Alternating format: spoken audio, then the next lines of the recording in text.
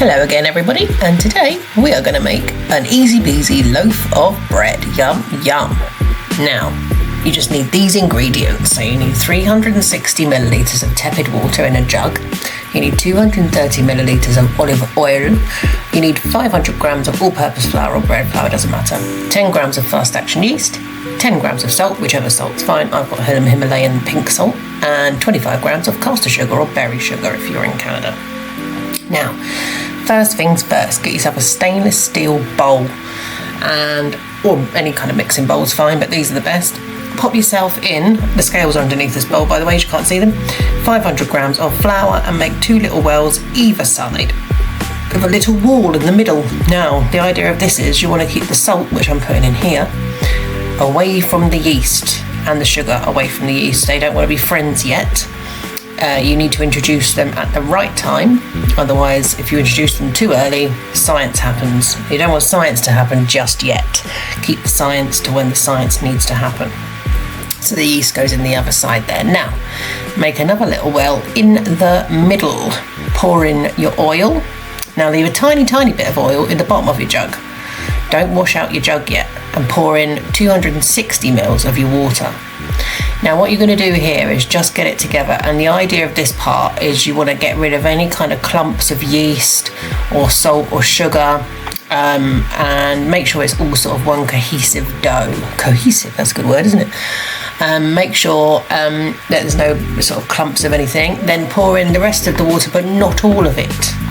Not all of it. Sometimes you need more, sometimes you need less.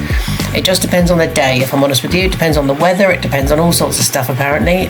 Bread is its own thing. So see here, it's quite wet. So I didn't even use all of the water there, and it's still very wet. So what I've got to do is put some flour down on the surface. Make sure the surface that you're using is clean before you start doing anything, and then you can do this without sort of any hassle. And just pick up some of the flour onto your dough. What that do, it will just sort of make it a little bit less wet. Now I didn't need to use all the flour. If I'd have used all the flour, it would have become too dry and too sort of solid, which we don't want. We want a nice elastic dough. So here I've grown 17 arms and I'm doing speed kneading. You don't need to do speed kneading, you just need to knead normally at a normal speed for 5 to 10 minutes, or until you have a dough that does this, stretches rather than snaps. If you have a snappy dough that snaps when you pull it, keep going. Free workout, always good. Give it a little tap, because you have to. Now remember that bit of oil that I told you to keep at the bottom of the jug? Pour that into this bowl here, a clean one. Just clean the one that you had before, and then sort of mix it around the edge like you would if you were going to like grease a tin for baking. So basically what this is going to do is, while your dough's proven, it's going to stop it from sticking to the bowl itself. And then cover it with saran wrap, cling film, whatever you want to call it, this stuff, plastic basically, to prove it.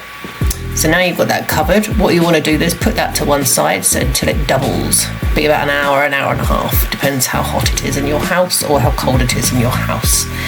Then you want to put some baking paper or parchment paper, whatever you want to call it, down on a baking tray, and that will just stop your loaf of bread from sticking to the baking tray. Don't put it straight on it, you'll regret it.